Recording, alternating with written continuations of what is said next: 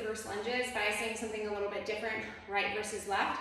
So on the right side, I'm gonna hold the dumbbell on the outside of my right leg. This is gonna kind of bias a little bit more external rotation on this side. I'm gonna really feel my right sideline and glute. So I'm gonna think about keeping these ribs, left ribs back, but still trying to keep this right chest wall open, so we don't wanna dump forward.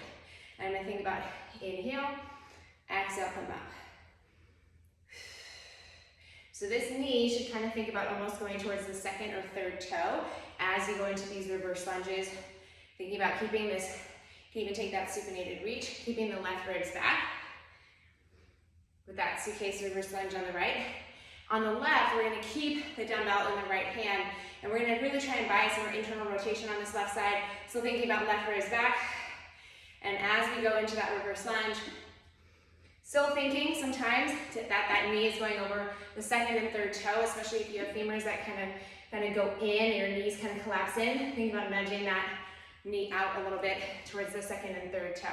So in this position, essentially a reverse lunge with a contralateral hold, but we're really just biasing, getting a little more internal rotation. You can even add a little bit of that hip shift. So as I go back, I think about belly button towards inside of the left thigh, and I'm almost rotating my body and shifting into this hip without hiking the hip.